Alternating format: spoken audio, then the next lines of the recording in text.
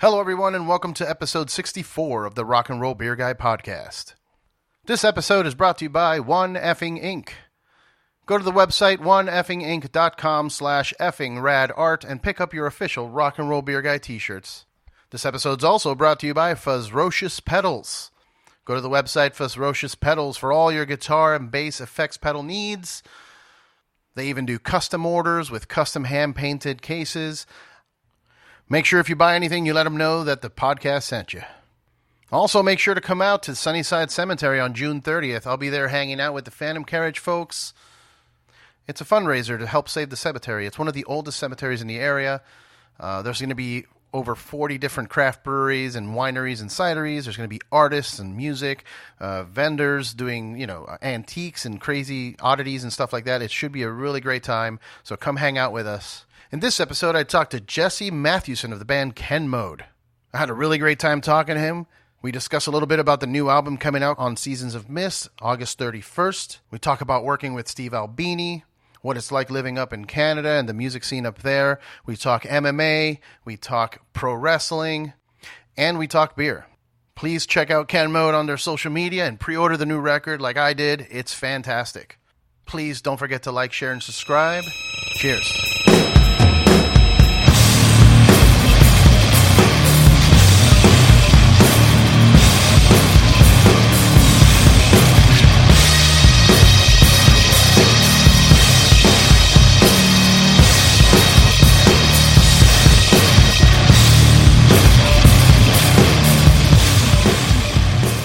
Welcome, everyone, to the Rock and Roll Beer Guy podcast. I'm here with Jesse Matthewson of the band kenMODE.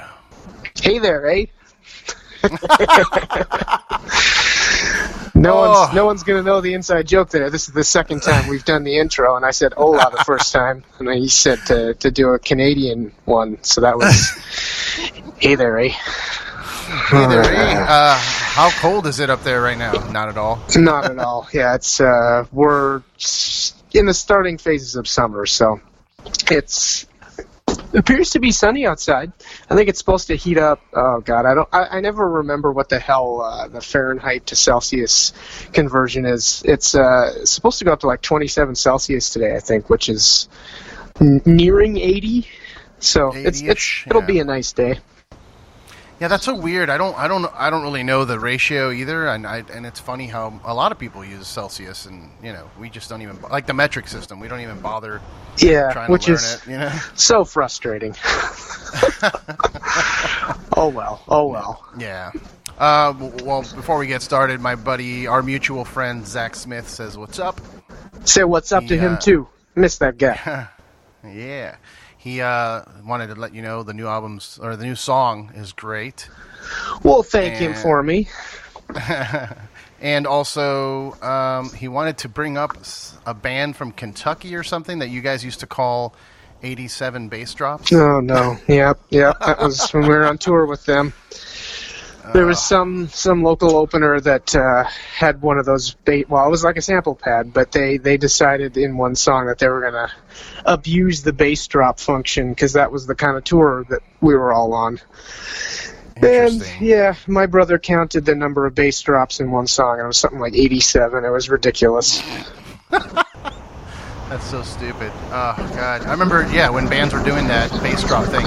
I used to play in Miami, and whenever we'd play a show, the openers would bring out, pieces of gear, like a laptop and a sample pad and a whole thing, and it was the worst music ever, but, the electronics sounded loud. Mm-hmm. Yeah. And I mean, we have a sample pad, but we use it literally for samples in between songs, and sometimes if we have, extra instrumentation that needs to be... I guess initiated, then that's how Shane can do that, because it's not like we have the money to pay other people to tour with us. Right. Yeah, I mean, we used to do that too a little bit. Just in between songs, we would throw video game songs in between to kind of make it progress. We weren't a video game themed band at all, but we were just. Yeah. I loved old video games, so we would throw that in there in between songs. It keeps it entertaining. Yeah, we kind of build our own samples just so we have time to tune and stuff like that. So, and I don't like talking to the crowd. Fuck that. I will say that one of I saw you guys in Denver during Great American Beer Fest, and it was terrifying. You were just staring at the crowd with this, like I was like, oh my god, he's gonna kill all of you. That sounds like something I'd do. Oh man, so you guys have a new album coming out August 31st called We do. Loved. Yep. Awesome. You guys dropped a single called He Doesn't Feel Pain Like He Should. Doesn't feel pain like he should. Yeah. Doesn't. No he. Doesn't. No he. Yeah. Oh, only one he, rather. One he, yeah. Is this a story about you and your MMA career? Oh, I wish. No. It's kind of a weird song that's all over the place in nature, and there's kind of a weird... trying to explain the lyrics is very difficult for me, because largely this record was written with a bunch of us kind of all writing together, and I kind of pulled it all together in the end to create like an overarching theme, and for the most part it's kind of a thinking person's reaction to the present technological and political climate that we're all trying to navigate through right now. And it's just kind of the reaction. That's. I don't like to really single out song by song, because it's all right. Such like, it's a visceral reaction to kind of just what's going on. And it's very angry. It comes across that way. I definitely think so. A lot of it, there's an underlying humor, though, which it'll be interesting to see if anyone picks up on any of that. We think we think it's our funniest record, but well, the cover is creepy and has that crazy dude smiling. Is that a painting or is that a photograph? That is, I believe, charcoal. Charcoal wow. drawing from our good friend Randy Ortiz.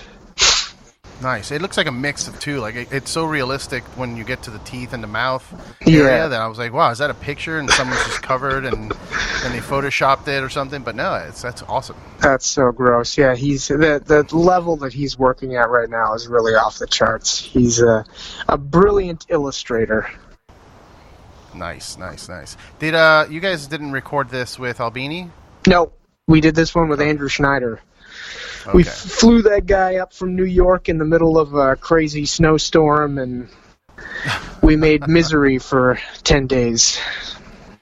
You guys have a home studio? Is that where you recorded it? No. We rented out Private Ear Studios in Winnipeg, and got her done up here. Part of the reason we do that is because some of the granting agencies in Canada that we have the luxury of being able to abuse, that one of the stipulations is that you have to do it, like for us specifically in our home province. We can bring in external producers, but we still have to do it in Manitoba, so that's what we did. Gotcha. Interesting. Because there aren't many dudes who do things as well as they do in that style as Andrew Schneider.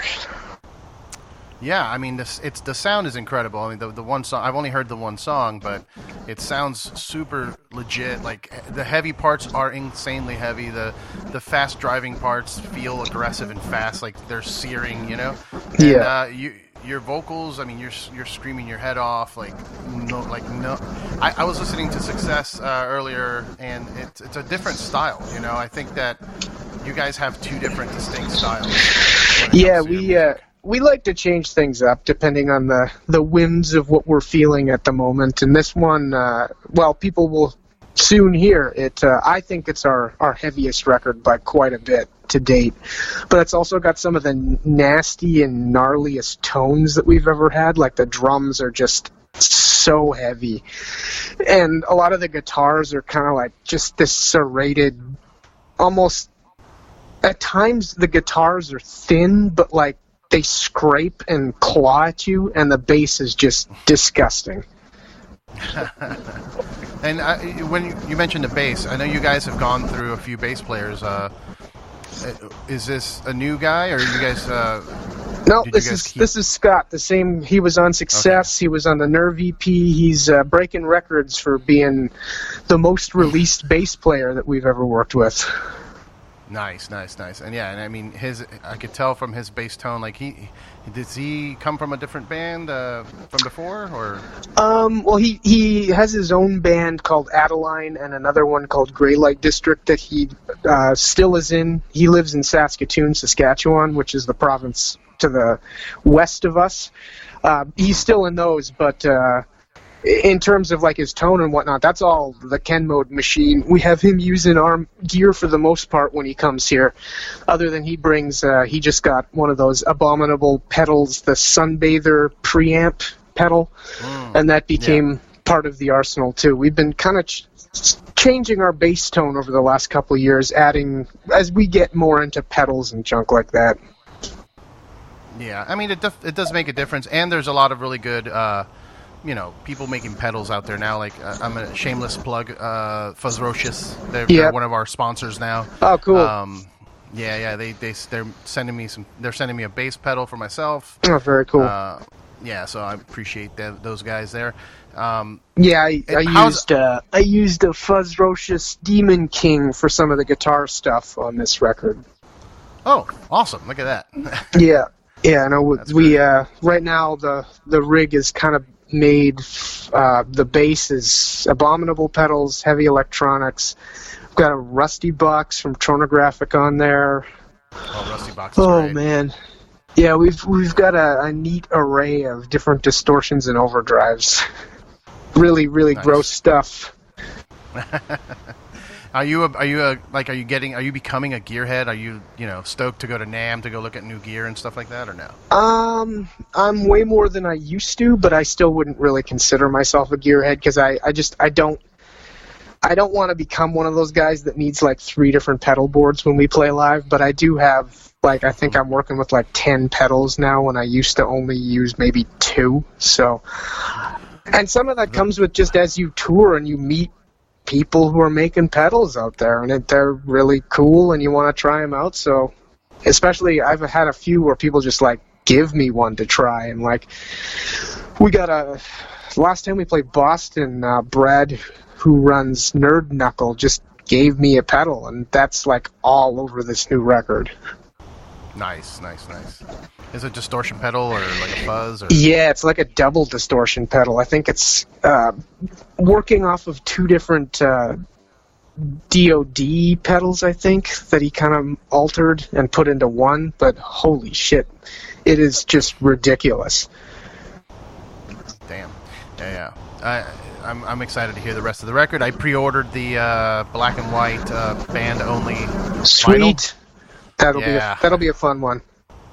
Yeah, man, I'm excited to see it and hear it. Your brother is the drummer. Yeah. And how long have you guys been making music together? I know the band started in '99, but like, were you guys just jamming together as kids as well before that? Yeah. We started, I guess, would have been like '95, '96, and it was with the original bassist for kenMODE too, Daryl Axtell. We all kind of started playing together, so. Yeah, at this point, God, it's well over 20 years that we've been essentially the same people. Well, shy of the fact that Daryl phased out after 2005, but it's been the groundwork was set a long time ago. Nice. And was it always like you said you have like varied sounds with albums, so was it always like that, where you just experimental, like we're just going to do whatever we want? Because I know that you this album seems to go back to a little bit more of the heavier original stuff that you guys were doing before the Albini stuff. Yeah, well, unlike the last one, we wanted to write a noise rock record. That's a lot of what I've been listening to was kind of more on the indie rock, indie punk tilt. And I kind of go through different cycles as the years go on, where sometimes I just get so bored with metal. And I think that was kind of what was going on when we made Success. And with this one, I kind of feel like the only music that's been like interesting and dangerous lately is a lot of the stuff that's going on in death metal and black metal. And that kind of seeped in on how we wrote this record. That, and there's just a bunch of different contributing factors. The state of the world right now just really doesn't make you feel great. And kind of, it was off the tail end of us feeling a little bit like we'd been chewed up and spit out by the music industry, so we kind of took some time off to regroup and think about what makes this fun for us. Yeah, it's been, 2015 was a success, so it's been like 3 years. Yeah, we haven't done any touring since then, too, so... Wow, has it really been 3 years since I saw you in Denver? Jeez. Yeah, at least. Yeah, I think... Yeah, we played Denver in 2015. That was the last tour we did, which this is the longest break we've ever taken from touring since we started touring, which was back in 2002. Interesting. But well, you keep yourself in shape. You're a big MMA guy. Yeah. So you know, because a lot of bands, they stop touring and then they get out of tour shape and they feel like crap, and then they start playing like crap. I think you'll be fine. Yeah, we obviously will have to practice before we hit the road again, but because it's funny. We played a couple, like the first show we played after taking a long amount of time off. We did a pair of shows, one in Winnipeg and one in Saskatoon, where Scott lives, and just the types of muscles I use when we play live is completely different from the ones that I use when I'm doing Muay Thai. So I felt like I got hit by a truck after that first show. Just like it's a lot of like fast twitch and subtle weird movements with my neck and back, and it's just everything seized up after the show, and I just felt like garbage. Yeah, it's kind of like, I would say, when I used to sing in a band, it felt more or less kind of like have you seen DDP yoga at all, or have you looked into that? A little bit. So it's similar to that, where like you're doing a lot of stationary stress on your muscles. Mm-hmm. Does that make sense? Like you're standing still, but you're pressuring yourself on certain areas, and that's kind of what you do when you're standing there with your guitar. You know, like yeah. Although I think that definitely applies to a lot of bands. For us, I think it's even more a lot more like almost like spastic twitchiness. That's kind of, I think I've had to deprogram myself since stopping touring full time, where I got so used to being on tour, and our live show was so like the fast twitch / almost borderline like neurotic movements became so regular that I was doing that every day, and that was just part of my life, that people kind of thought I was like a meth head or something when we stopped touring, because like I'd be twitchy, and that's not the way most people behave. And it's funny, even looking at interviews from back, like when we were touring full time, my brother and I are constantly like moving our hands and twitching, and it's just like, God, what's wrong with us? I think I've learned to chill out a little bit. I hope. People don't comment that I look like a crackhead or anything anymore, so maybe that I think I've chilled out a bit. Yeah, that sort of stuff's alarming. Too much coffee? I don't. Like, I have 1 cup a day. I'm a big baby with that, because if I get used to having more than that, I get headaches all the time. I'm horribly dependent on that sort of thing. But like that 1 coffee in the morning, that is like religion. Yeah, man, it's nuts. I feel the same with. Do you know Greg from Dillinger? Yeah. He has a different band, Black Queen, which is more electronic and dancey. Okay. And I saw them out here in L.A. and the music is slower paced than Dillinger, and I just see him like kind of struggling on stage with what to do with himself. Yeah. I could see that he just wants to jump off and like step on everyone's heads, but it doesn't call for it. No, yeah, and when like they did that for so long, like that's just what playing live is to him. That'd be such a horrible internal struggle. I know. I saw it in his eyes, man. I talked to him after, and I was just like, in my mind, I'm like, man, he's probably either just jacked on coffee or something. But I'm like, no, man, it's just that's what he's used to. Yeah, and he can't do that with this dance music. Like the girls will, freak out, and like he starts hanging from the rafters. Yeah, he's got to get used to some sort of weird crooning thing to. But even then, it doesn't get the same energy out. He'll never be fulfilled again. Never. Oh, man. Speaking of doing crazy shit on stage, I know you didn't do this on stage, but how's your foot? Foot's doing better. What I did to myself was essentially gave myself a Morton's neuroma, which normally happens. Like the most frequent causes is when women wear a lot of high-heeled shoes, they end up giving themselves that form of nerve damage. But specifically, I think what happened was, because I just got back from Thailand and I destroyed my feet there, which is just, I knew something like that would happen anyway, but like I didn't have any nerve damage. But then when I got home, we've been training out of a gymnasium in a school as a transitional gym for my home gym, because we're building a brand new big huge new complex, but we're not there yet. So we've been training out of this school gym, and we've been wearing boxing shoes a lot of the time and doing like a lot of Muay Thai drills with boxing shoes on. It was squishing my foot in a specific way that it was impinging on the nerves. And then when I'd kick like a wall to do like teep kick practice, because they were being squished and then I'm hammering them against this brick wall, I damaged them and it flared up and I couldn't walk for like a week. And it's still like, apparently when you get a neuroma, it generally doesn't really go away. Like it will lessen in time and hopefully heal itself, but a lot of the time people need to get surgery to fix it. So I'm just hoping it kind of goes away on its own, as long as I don't make a point of stressing it out. But like I'm not doing now, I'm just going barefoot on those stupid gymnasium floors because it feels better, and kicking in shoes sucks. But I just hope our new facility's open soon. Nice. Yeah, it's fascinating to me that you went to Thailand to train Muay Thai. So like, tell me a little bit about that. That sounds crazy. Yeah, it was just something I've wanted to do it for a long time, and because of touring and money, it was never really an option. And this year, a good friend of mine and training partner was going to be out there for a couple months, and he was kind of egging me on, you should come out. And we just finished recording the record, and I kind of set it up so I could take the time off work, and I had enough Aeroplan miles to basically pay for the entire flight. So I figured, like, screw it, let's see if I can pull this off. And I should be able to do the little work that I really need to do while I'm out there anyway. So, because I largely what I do is completely mobile anyway. Like, all my clients are all spread across Canada, so I don't do anything that requires me to be in Winnipeg particularly. So you don't have an office to go to or anything like that. No, well, I have office space, but like it's in my brother and I rented out of my parents' basement. So.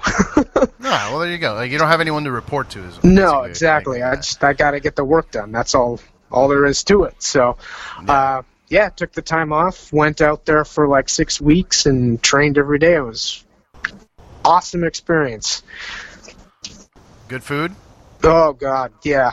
Like we lived at the camp there with all the other fighters and trainers and blah blah blah, and they feed you, so it's like home cooked Thai food. And it was at this camp, it was all you can eat too, so they just kept loading it on. And like the first week I was there and training like 3-4 hours a day, and I was gaining weight.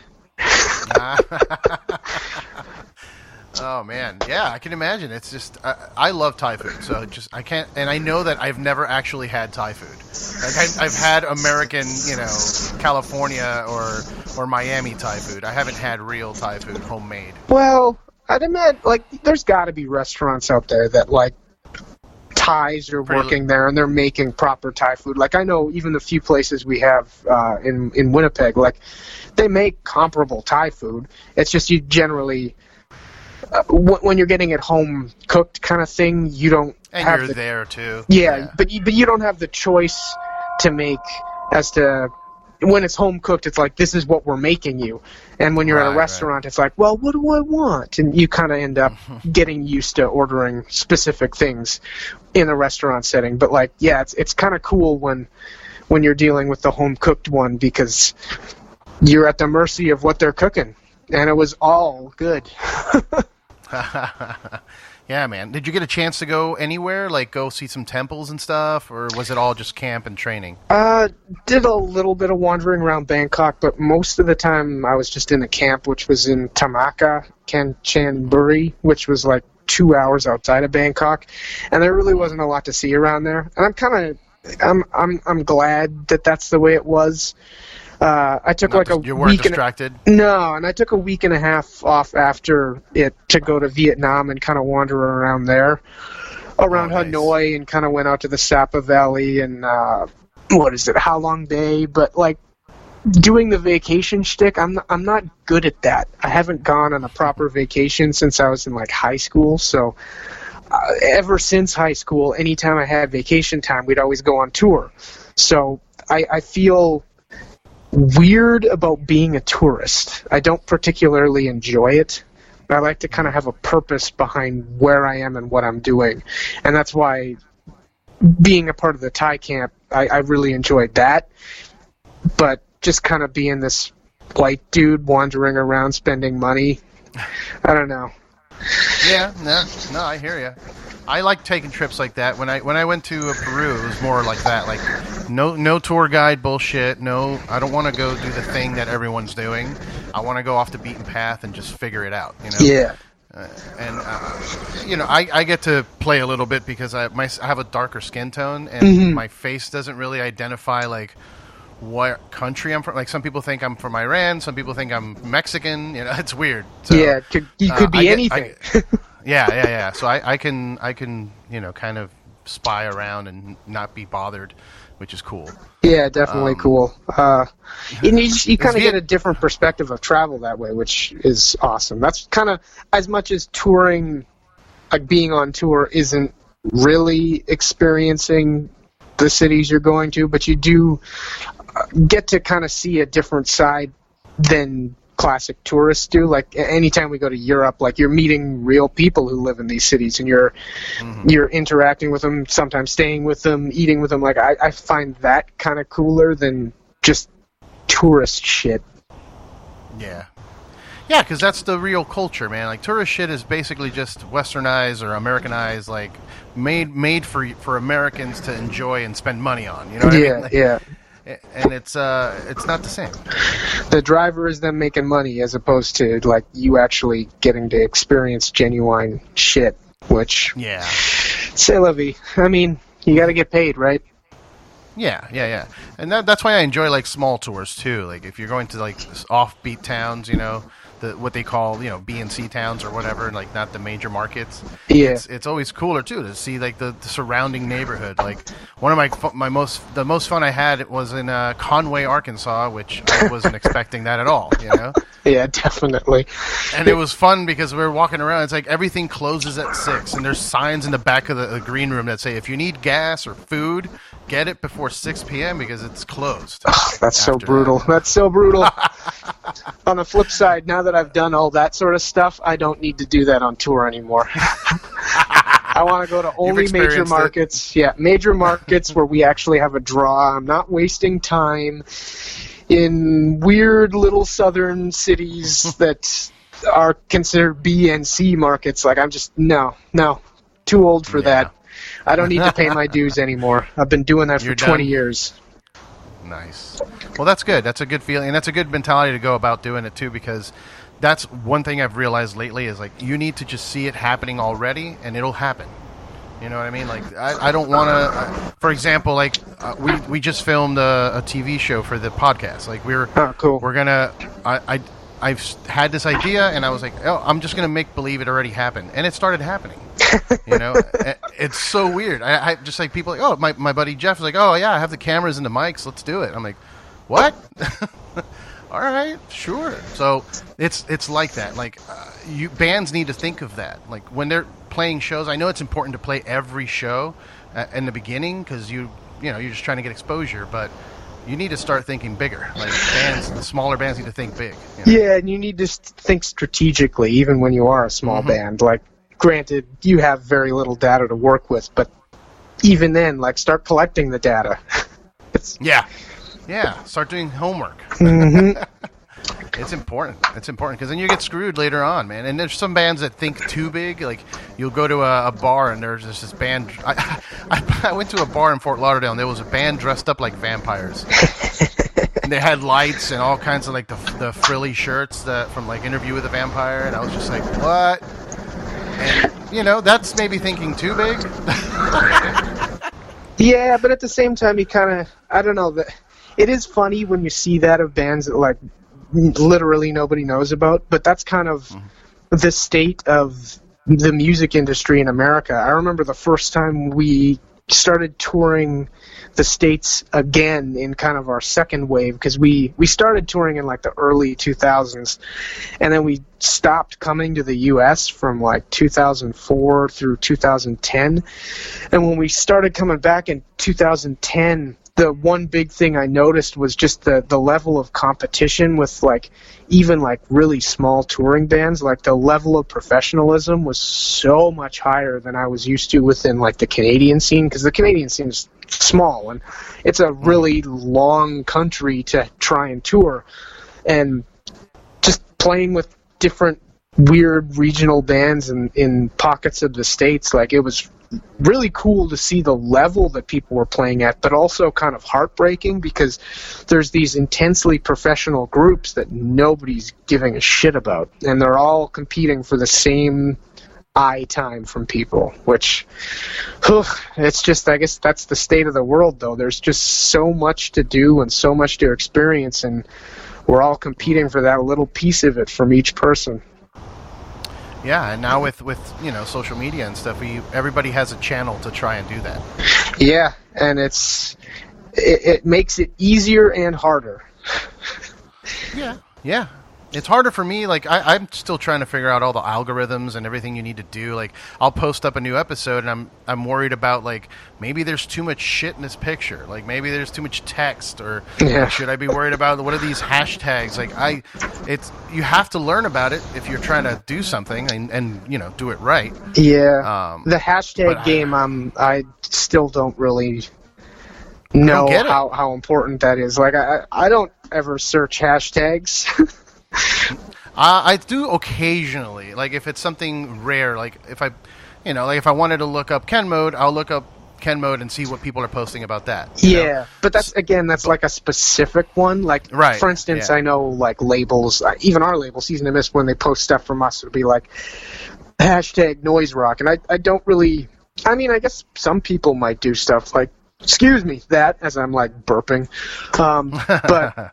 I don't know, I never look for new bands by going through hashtag noise rock or something like that, but I'm not every person, so I guess I shouldn't discount it either. Right, it's super important, and but my issue is that I just don't get it. So like I'll have a post where I'll put a bunch of hashtags just to get different topics in there for people to, if they click on that hashtag, they'll see my thing. Yeah. But I've also posted a picture. I posted a picture of just me and Braun drinking beer with no hashtags. All I put was beer, the word, not even as a hashtag. And I got like 300, 400 likes in a minute. And I didn't even tag him. Like, I figured maybe the people, like, if I tag him, then his fans will see it. But no. So I don't understand. Like, if you're supposed to get more clicks with hashtags, why did I get more with nothing? Yeah. Sometimes I feel like it's just chaos as to what actually even breaks through. Like, I know sometimes if you're posting links for most of the time, and then one week you post just a picture, all of a sudden the picture breaks through because it's a different posting format than you were doing before. Yeah, everything's frustrating.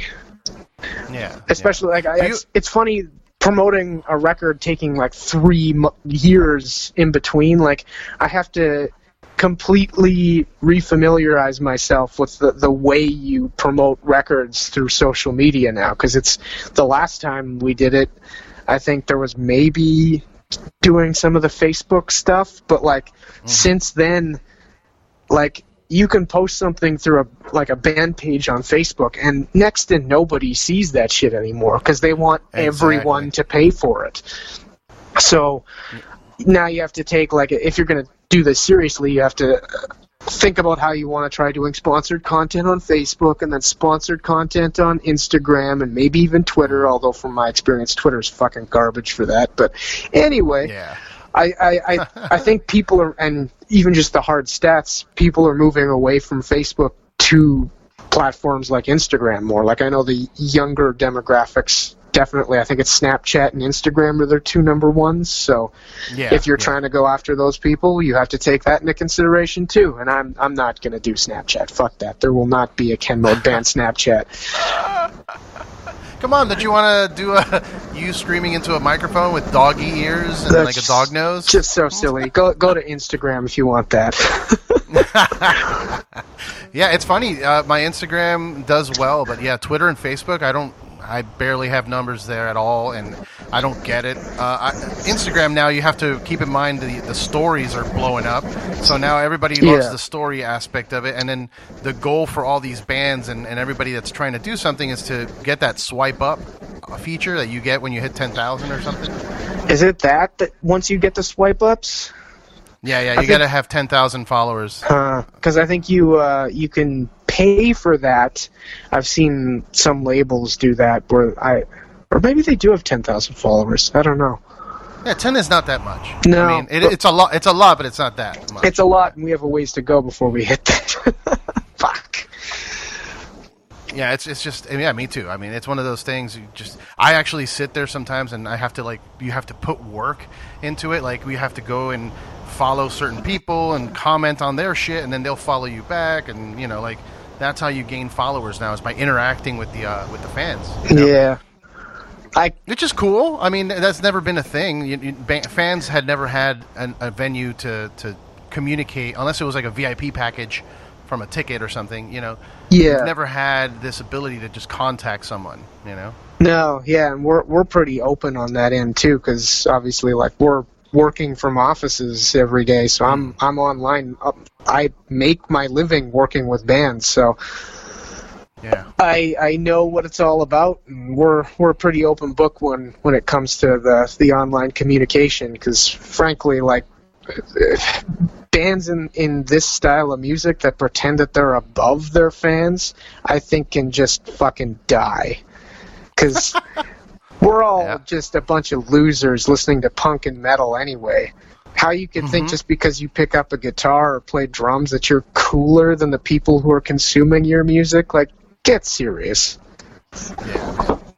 Yeah, there's a lot of that out here where I live, in Hollywood. Yeah, I can imagine. In Los Angeles, it's rough, man.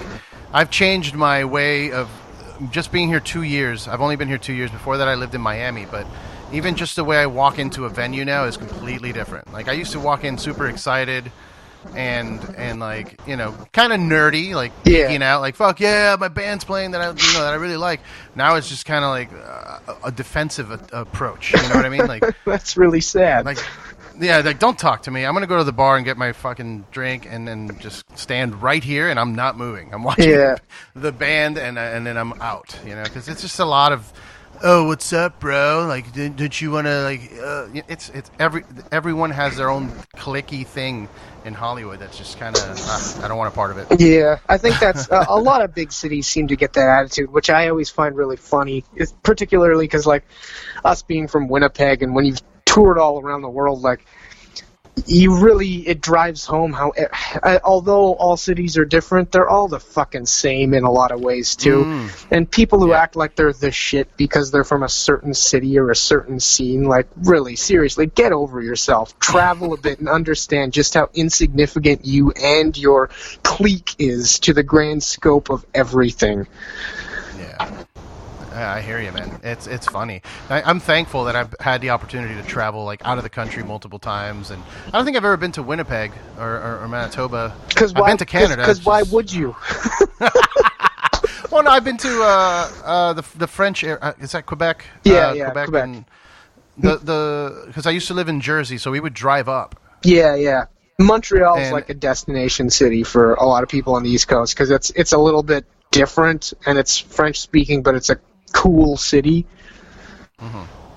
Yeah, I used to go as a kid with my family because my family would have this illegal business where they would ship stuff to Cuba, and we weren't allowed to do it from the States, so they would drive up to Canada to ship it to Cuba. That's funny. And it was fun though because I remember I was very little. This was maybe I was 6 or 7, maybe 8 years old, and they had really good Chinese food. That's all I remember. Ooh. Yeah, there was a Chinese buffet up there called Emerald something, and it was amazing. The legend of the Quebecois Chinese buffet. Hell yeah. Yeah, and so I wanted to ask you, so we talked about MMA, you're big into it. Any love for pro wrestling? I mean, Winnipeg is the home of some of the best wrestlers in the world right now. Hell yeah, man. New Japan what was it, this past weekend? The Winnipeg duo. Hell yeah, they took over. Yeah. I didn't even get to see those full matches, but I saw the finishes for both, which were... I loved how Jericho won the title. Yeah. He looked a little like he's been partying a little too hard on tour. Really? Oh no. Yeah. He's getting old though. He's like what? He's 48 right now? Oh no, I think he's maybe even 50 at this point, but I don't know. Maybe he's 48. But he looked great versus Kenny Omega. And then when this time it looks like he's been on the road for a few months, just eating amazing food around the country and like, you know, partying at night, drinking vodka or whatever. I get it. Yeah. But he was a little rotund. Kind of makes it a little more sweet. Yeah, dude. I mean, I'm happy for him. He's living the dream. He's now the greatest intercontinental champion of all time, according to him. So it's he's living probably the best portion of his career, and it's near the end of it, or you know, later in his career. Yeah, which is very cool. It'll be interesting to see what other things he does before he calls it a day, and how far he'll push it. Yeah, I mean, I think this is the extent of it with New Japan, and then I think he'll probably end up going back to WWE and retiring there. You know? Yeah. Probably take the title one more time there, and then retire. I don't know.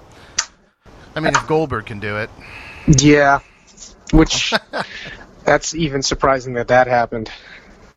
It just felt so forced, man. Like, to me, the whole thing felt like, hey, Goldberg's around and bored, and we can make a few bucks off of him real quick. Let's just put the belt on him, you know, and it just felt... Nobody wanted that. No. But it was impressive how good a shape he got into for it, but yeah, him getting a belt like that is stupid. Yeah, and like the last match was cool, because it went for more than 30 seconds. Yeah. But you know, I don't know. Stuff like that bothers me. Like I feel bad right now for Matt Hardy, who's one of my favorite characters, but he's just walking around like he's ready to go. His hip is destroyed, and he's just stumbling around the ring. It's like, man, you know, take a break. Go get some surgery or something. Yeah, that's brutal. I really wonder about guys like that and how much money they actually saved throughout their career. Like, I legitimately hope they saved a lot, but that never seems to be the way with professional wrestlers. No, man. Everyone that I've met, I mean, they're all doing the convention scene where they have to make appearances and sell photographs to make money. Yeah, which is super, super depressing. But yeah. I do know that like they're definitely not the new generation anymore, but it was like the Jericho generation where a lot of them lived a lot cheaper and did save money, so it'll be interesting to see how some of those people kind of hold up, even though clearly, like, Jericho's still wrestling. Yeah, still wrestling, still touring with his band. You know, it's interesting. It's interesting that he's chosen that path of doing the band thing now. Well, he's been doing that for how many years? Like, they've been around for a long time. Yeah, but I mean, my point is, like, it's weird that he's choosing to still be doing that right now. Like, I would have stopped by now if I were him, but I mean, I guess whatever. People are still paying you to do it. Why not? That's the way everyone does music, right? Everyone's celebrating that the end of the Slayer era, and those guys are so old. Yeah, they are. And they're still going, right? They're still playing shows. Yeah, although I think this is the last tour, from what I understand. If they stick to that is another story, but yeah, I don't know. It should be, man. Like, when I see Ozzy on stage now, like, I'm like, dude, Ozzy, come on, bro. Yeah, I just don't want to see stuff like that anymore. Like, and we're all guilty with certain favorite bands checking them out past their expiration date. I went to the Jesus Lizard when they got back together in 2009, and I know they're doing shows again now, almost 10 years later. But it's just because I never got to see them when they were like at their prime because I was too young, even though I was a fan then. 14-year-olds can't get into bar shows. Right. But at this point, like I'm not particularly interested in seeing 55, 60-year-old men playing music that they wrote when they were 20. They're not even in the same place mentally. They're not even the same person from when that song was written. No, it's just there's no urgency about it. I'd rather spend the energy and time into looking up what's the new stuff that's interesting and honest and just fucking real. Because there's more bands playing now that are just as good, if not better, than anything that's happened before today than there ever has been. Because it's so much easier to make music and distribute music, and it's harder to kind of pick up on maybe what exactly you like and where to find it. But like the underground, I think is healthier than ever. And it's just a matter of figuring out what shows to actually go to, because it's... Even this summer, I've been lamenting that next week I have 5 shows I have to go to in a span of 5 days, and I'm too old for that. Yeah, man, that's happening to me as well. I'm 36 now. I mean, how old are you? I'm 36 also. I'm going to be 37 Nice. in the fall. But yeah, it's just, I need to go to bed, man. Yeah, dude, my birthday's November 1st. That's when I turn 37. And Oh, it's cool. like, yeah, I see shows coming, and I start filling my calendar with them, and then I just look at the calendar, I'm like, fuck. Yeah. I can't do all that. When you first see the first one posted, like, oh, that'll be pretty cool. I'll go check out that. And then as you start filling the calendar a little bit more, it's like, oh, man, that's so close to that one. Oh, that week's going to be tough. And you had another one like, oh, man, that's even, oh, no. Yeah, I came to that realization about next week that I also have a beer fest that I'm going to right in the middle of all of it. It's like, oh, that was my one night off. This is going to be a nightmare. Yeah, and as you get older, you start getting more interests and more things. Like now I have all the World Cup games are on my calendar, and freaking E3 is happening here, and it's just, oh my goodness, there's too much shit. But talk to me about beer. You drink? I do drink beer. Yeah, that is surprising, considering a lot of MMA dudes that I know don't. Yeah, I mean, I never used to drink much beer. I think the first time I ever really even cared about the taste of beer was the first time we toured Europe and getting to taste like real Belgian beer. Real beer? Yeah. But yeah, then it was kind of the craft beer explosion in the States that really changed the game for me, and that was around the time that we were touring really, really heavily, so access to good beer was easier than ever, and every venue we were playing had awesome stuff you could try, and that's kind of when I think we became beer drinkers. And even then, we're not the types who get drunk or anything. Or yeah, it's not a PBR thing. Yeah. I think I've developed an allergy to, I think it might be the preservatives that they put in a lot of the macro brews, so I can't even humor people. You want a PBR? It's like, no, sorry, man, but thank you, but I literally will get a headache that will last for 2 days if I drink that. Yeah. Yeah, I mean, it's not allergic, dude. It's everybody gets that reaction. It's terrible beer. It's made poorly. It's made with bad ingredients that are bad for your body. So yeah, but some people I think are people just go, oh, it's a hangover, bro. Yeah, no, it's not a hangover. But your body falling apart. Yeah, I've had that with certain brews even that are made by craft brewers. I feel like there's got to be one ingredient in them that causes that reaction, because I will literally have one and I get a headache within half an hour. I don't know if it's maybe the grain. What is that? The grains, the gluten thing, that the sialics. I don't know if that maybe. I don't know. It would have to be something specific, because not all beers do that to me. Is it more like hoppy beers? Have you noticed maybe IPAs or something like that? Nope, definitely not, because I love IPAs. But I swear it has something to do with the preservatives in just specific beers. But Well, I've it yet to depends on the pinpoint brewery, it. yeah. I sometimes, through the process of elimination, well, that one gave me a headache. I won't have that one again. Oh, I got a beer from that bar, and I got a headache after one. All right, I won't do that again, kind of thing. But I'll tell you what, though. Sometimes it could also be the draft system. Like, some of these bars don't clean their lines up like they should. That's a conclusion I just came to with one dive bar here in Winnipeg that I really like, but I had a beer there last week and got a headache almost immediately. And I think now I've realized I can't have beer at that bar, which, great. Yeah. It must be that they haven't cleaned their lines in a while. Like, unless the beer, like the breweries are actually coming out and cleaning it for them, most bar owners don't do it themselves. Yeah, which is too bad. Well, yeah, it's really gross because I've seen some disgusting tap lines. So. Yeah. So you said you love IPAs? Is that your favorite style? I mean, like pound for pound, probably a Russian Imperial Stout would be my favorite. But like, yeah, IPAs, sours, stouts, porters. The only thing I don't really care for is lagers. Okay. All right. I actually started that way. I hated lagers forever because I grew up on them. I grew up on, shitty lager beer. And then once craft exploded, I, dove as deep as I could. And then I'm actually kind of back to lagers. Really?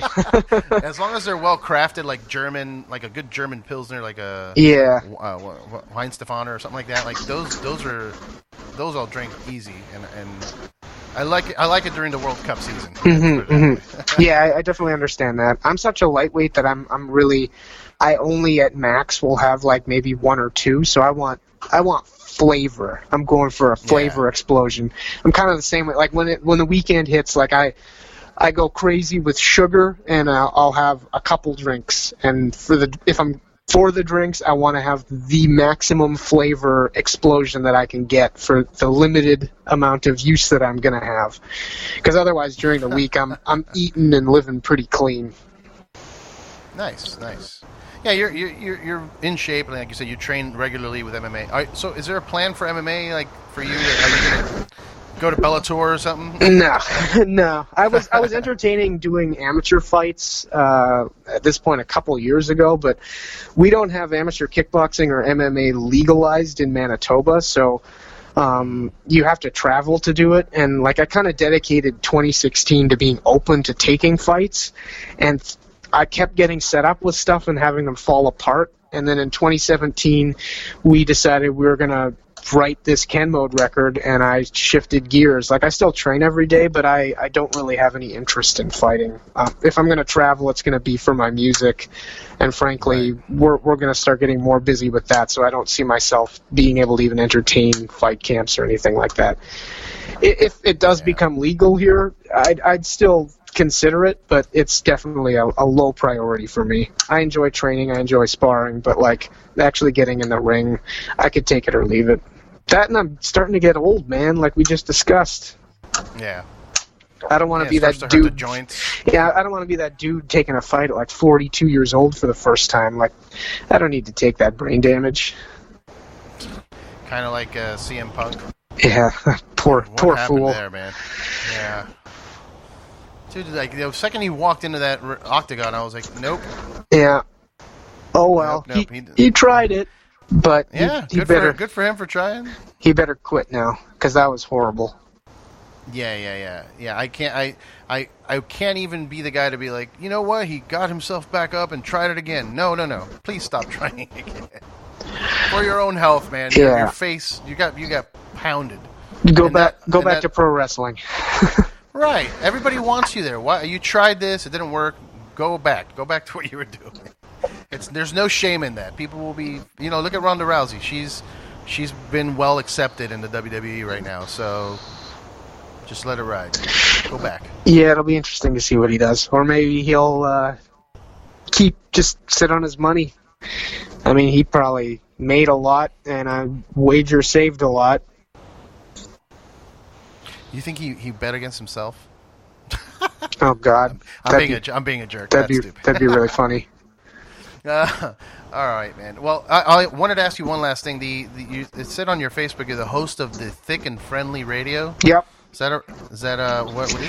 That is a college radio show that I do with my friend Dale. I've been involved with college radio since I was like 17 years old. I did a show for large stretches. Took a bunch of time off when we were touring full time, but when we stopped, I decided like, how did I the way I put it was like a nerd moth to a loser flame. I couldn't stay away.